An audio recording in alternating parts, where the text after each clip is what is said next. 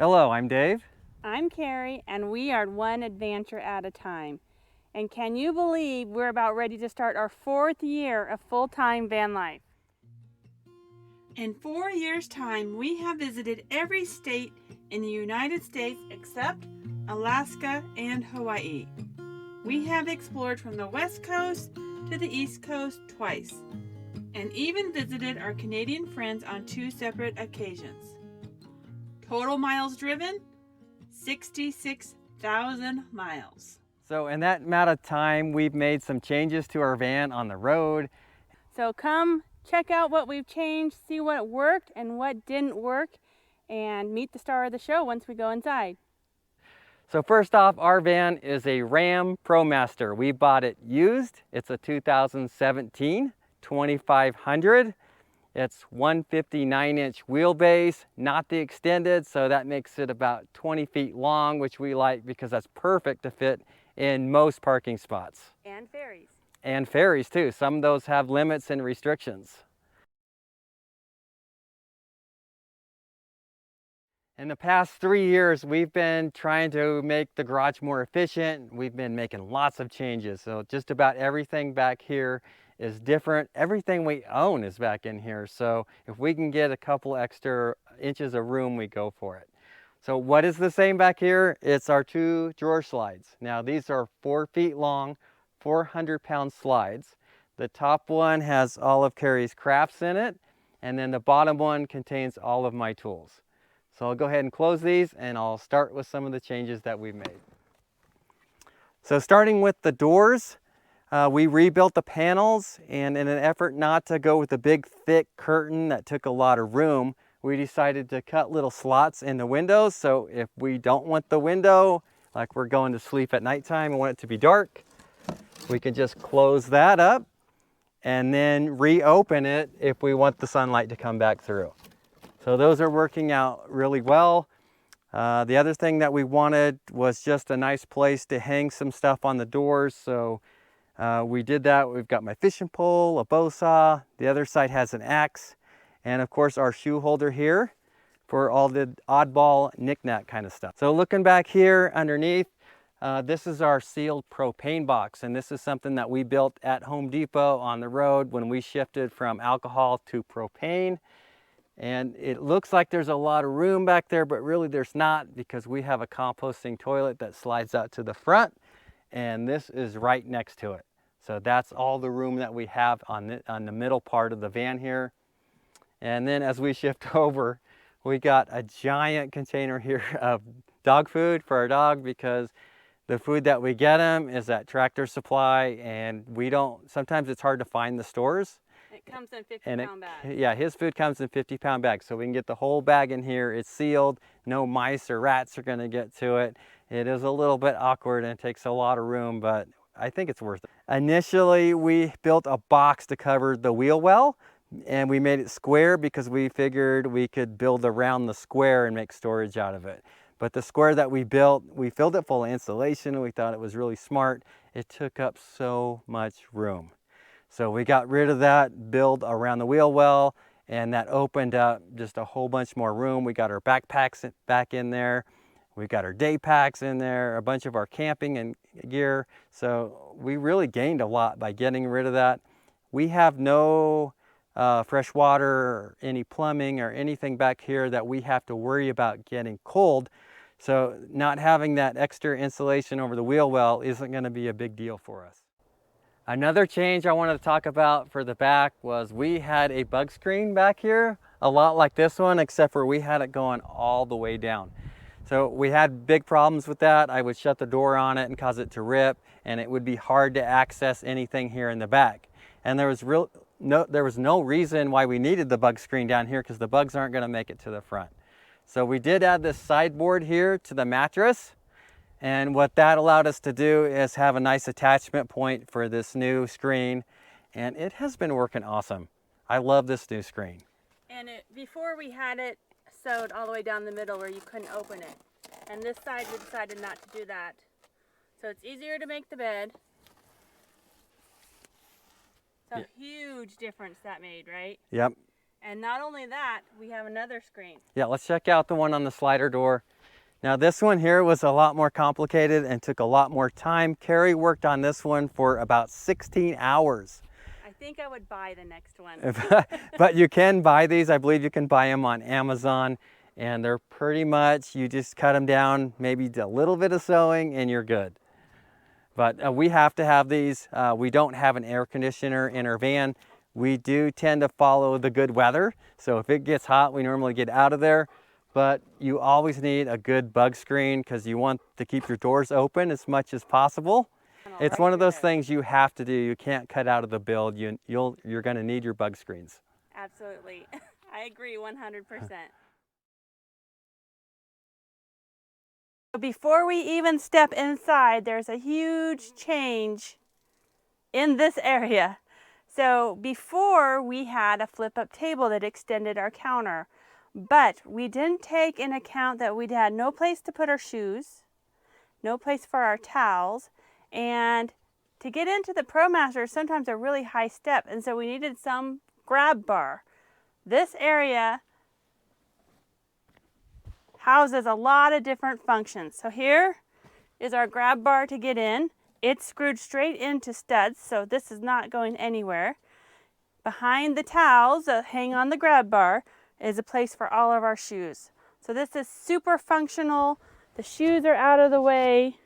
We have a place for the towels and a grab bar to get in. In our original build, we were thinking about space, using up every inch that we could. And so our upper cabinets, we had the door come all the way out to the curtain. And what was wrong with that idea was every time we tried to open this door, we were fighting these curtains. So to fix that, we cut the door smaller. We left a little gap on this side. And as you can see, we don't fight the curtains anymore. No more problem there. Yeah. And the other thing we did wrong with our doors is we didn't leave a gap. So these doors hang down 1/2 inch. So when you go to open them, you have a lip. So you don't need a handle. You don't need a handle. I also really like this style. This is just 1/2 inch plywood. You can decorate it any way you want. This is a decal from Amazon that kind of fits the decor right now. Just below the cabinets is our sofa, which we weren't sure if it was the right move to make because it does take a lot of space. We sacrificed a lot of counter space. We sacrificed no oven, no built-in stove for this couch. And I will say, I am super happy that we did. I love it. I use it every day. Rudel sleeps on it at night. It's super comfortable. We added the Lagoon table, which has just increased the function where I can sit and edit, or I can spin it around and it goes over to the person in the passenger seat on the swivel. Okay, moving back. So when we initially started, we had an alcohol stove up here. Our thought was we didn't want propane. We wanted to be as safe as possible. And we had read the alcohol stoves were the safest stove out there. Now that may be, I don't know. There's a lot of controversy about our alcohol stove. But every time we used it, the carbon monoxide detector, was that right, Dave? It went off every time we used it. So we made the decision to get rid of the alcohol stove, and we installed propane in the van. And that's one of the big things that Dave showed you in the back is we did a sealed propane tank, and we have just a Coleman 1-burner cooktop up here. We are so happy we did that. We have had no regrets with that decision at all.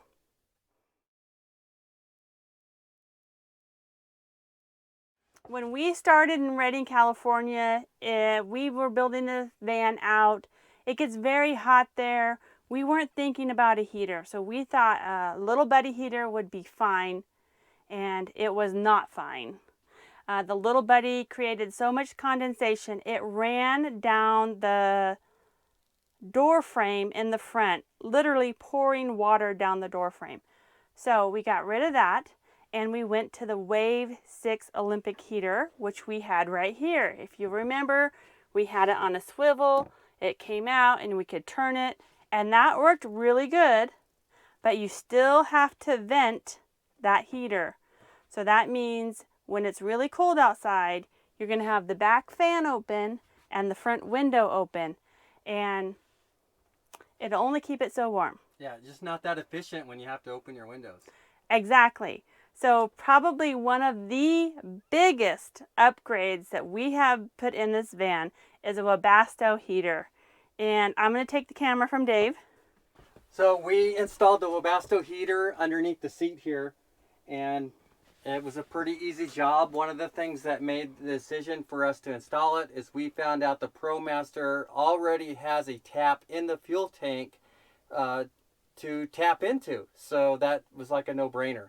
So we got the fitting for it, snapped it in, ran the fuel lines to the fuel pump, and then back up to the heater.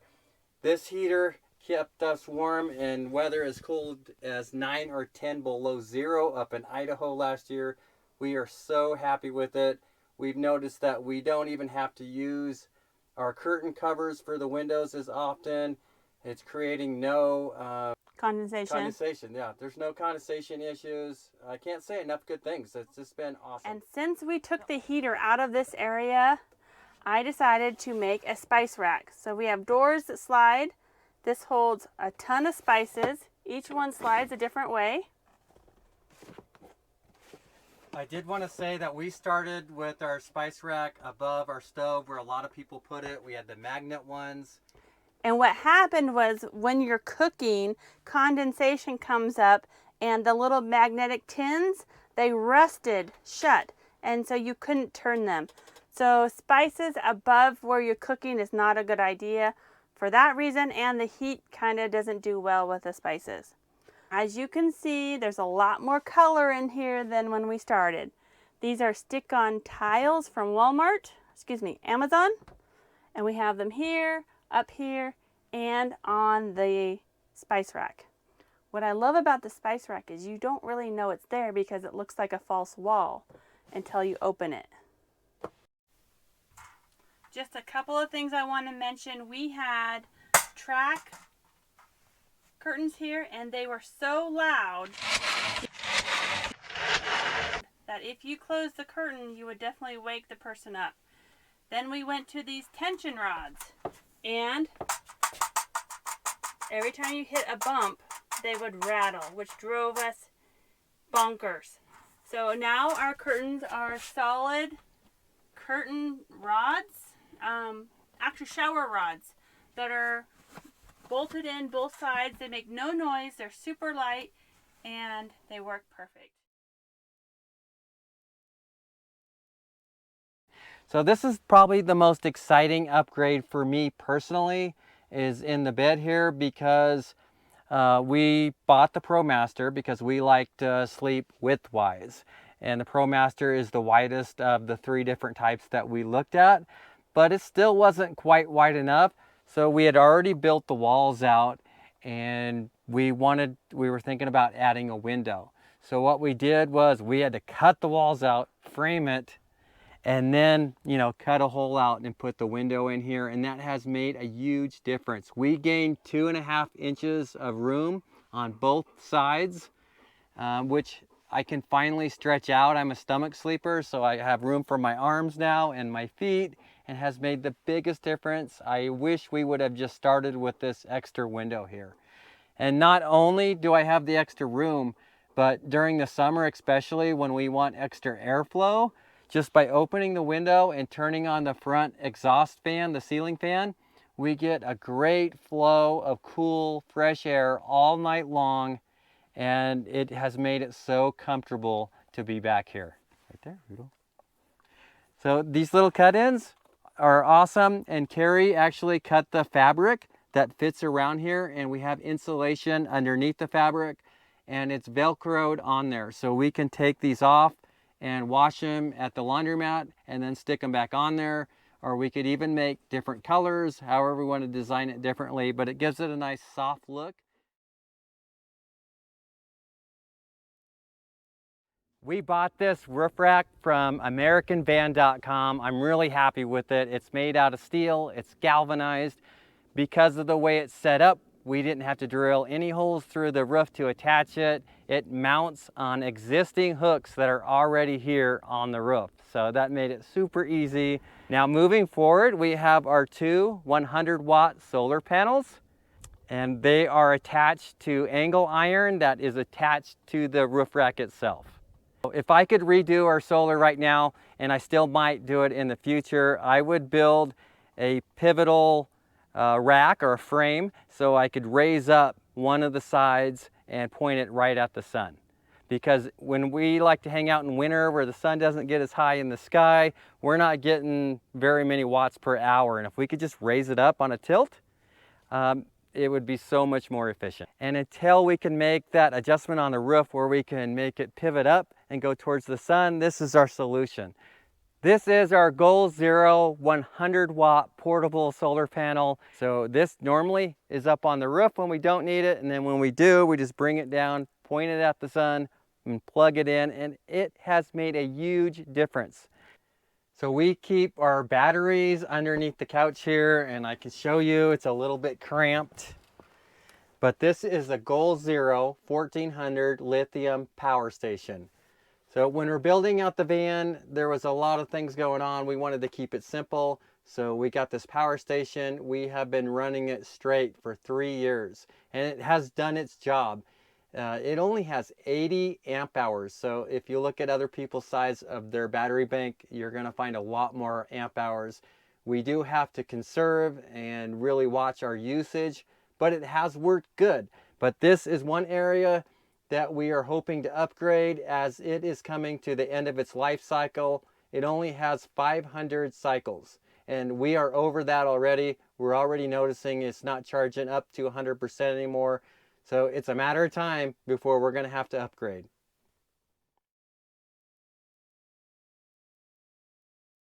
The other thing that I wanted to mention was this handle right here that we installed. This thing is awesome.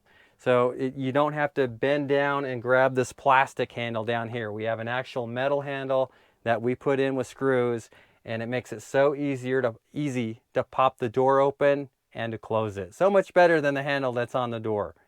Pillows. Everybody loves throw pillows.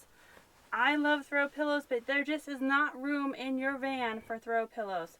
These two yellow pillows have our backpacking sleeping bags in them. So you still get your throw pillows, but they're usable. This pillow here has our winter ski gear in it. So if you're gonna do pillows in your van and you're short on space, this is a really good idea that I'm super happy with. I get my pillows and they're functional. Now for our gray water tank, we used one of these 7-gallon containers that you can get at Walmart, and we put a CPAP tubing onto the bottom of that so we don't have to move it out of place. So we just grab the tubing and we can drain our gray water in proper locations without having to lift the tank out of the van. So that's pretty convenient. Yeah, it's been a really good system. We've learned not to worry about getting everything perfect before you hit the road, because we're able to do a lot of our improvements along the way because you don't always know what you want. Exactly. And if something's not working out, you can always change it on the road. We are an example of that for sure. Yep. So the other thing is it seems overwhelming when you're building out a van at the start. We recommend you just start with one small project at a time and just start knocking those out, and don't worry about the overall picture. Yeah, and if you can go to van life meetups where you can look at other vans that are already done, or just go out on the road and live in your van before it's built, you'll get some good ideas of what you might want. Yep. We did not do that, and we wish we would have. yeah, we wish we would have. So if you're new to our channel and this is the first video you've watched, we do have our original van tour, which I'll link up here. It might have a little bit more in-depth detail of some of the things that we did if you want to check that out. It's one of our first videos, so you really don't have to check that out. No. Also, our specialty is boondocking. We love to free camp in places just like this. So if you're looking for free camping ideas, check out our boondocking videos. And Dave does some really good van maintenance how-to videos, which we're hoping to do more of in the future. And just from being on the road for 3 years, we have a lot of really great tips. So please feel free to ask any questions you want in the comments, and I'll get back to you as soon as I can. Yeah, and so thank you for watching. To our subscribers, thank you for subscribing. And to our patrons, thank you for keeping us on the road. And we will see you next video. If you would like to support our channel, please consider becoming a patron. Or check out our new merchandise at oneadvantureatatime.com. We also have stickers available in our website store. Thank you for watching.